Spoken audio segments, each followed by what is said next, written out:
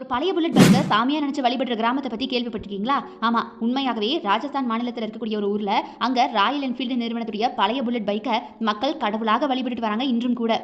1991ஆம் ஆண்டு டிசம்பர் 2ஆம் தேதி ஓம் சிங் ரத்தோர் அப்படிங்கிற நபர் பார்த்தீங்கன்னா, ராஜஸ்தான் மாநிலம் ஜோத்பூர் பக்கத்தில் இருக்கக்கூடிய பாலி மாவட்டத்துடைய சோட்டிலா அப்படிங்கிற கிராமத்தின் வழியாக போயிட்டு இருந்திருக்காரு.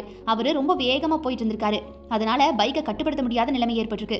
அதனால ரோட்ல போகும்போதே நிலை தடுமாற ஆரம்பிச்சிருக்காரு.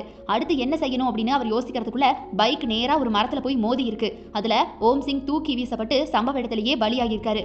அவர் ஓட்டி வந்த ராயல் என்ஃபீல்டு நிறுவனத்துடைய புல்லட் பைக்கோ அங்கிருந்து கிணற்றடியில விழுந்து கிடந்திருக்கு. அதற்கப்புறமா அங்க வந்து போலீசார் பாத்தீங்கன்னா ஓம் சிங்குடைய உடலை மீட்டு பிரேத பரிசோதனைக்காக அனுப்பி வச்சிருக்காங்க.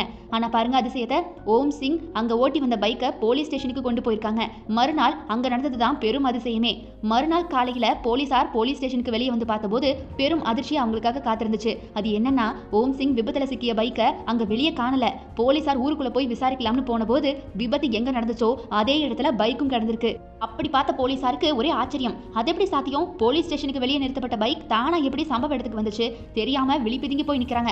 இருந்தாலும் அந்த கிராமத்தில் இருக்கக்கூடிய சிலர் செய்த வேலையாக கூட இது இருக்கலாம். கிராமத்துக்காரங்க தான் பண்ணிருப்பாங்கன்னு நினைச்சுக்கிறாங்க. அதுக்கப்புறமா அந்த பைக்கை மறுபடியும் தங்களுடைய இடத்துக்கு கொண்டு வந்து விட்டுட்டு அதுக்கப்புறமா அந்த பைக்ல இருந்த பெட்ரோலை முழுக்க வெளியேற்றிருக்காங்க போலீசார். அதாவது புல்லட் பைக் அப்படிங்கறது அதிக எடை கொண்டது, அதுவும் பழைய ஓல்டு மாடல்னா யோசிச்சு பார்த்துக்கோங்களேன். அதை அப்படிலாம் உருட்டிட்டு சாதாரணமா போயிட முடியாது. அதனால போலீசார் இந்த மாதிரியான விஷயத்தை பண்ணிருக்காங்க. அப்படி இருந்தும் கூட மறுநாளும் அங்கிருந்த பைக் காணாம போயிருக்கு. அதை பார்த்த போலீசார் அதிர்ச்சி அடைஞ்சிருக்காங்க. உடனே விபத்து நடந்த இடத்துக்கு போய் பார்த்தா அங்கதான் வண்டி இருந்திருக்கு. சரி, மறுபடியும் போலீஸ் ஸ்டேஷன் எடுத்துட்டு வராங்க. மறுபடியும் அந்த வண்டி அப்படியே தானா விபத்து இடத்துக்கு போகுது.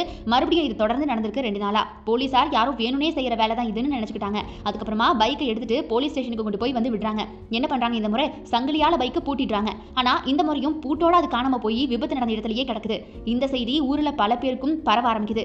அது எப்படி பரவுதுன்னா, ஓம் சிங்குடைய ஆவிதான் இந்த மாதிரி பைக்கை திரும்ப திரும்ப விபத்து நடந்த இடத்துக்கே இழுத்துட்டு வருது அப்படின்னு நினைச்சுக்கிறாங்க. அதனால அங்கேயே வச்சு பைக்கை சிறிய கோவில் ஒன்று கட்டி விடுறாங்க.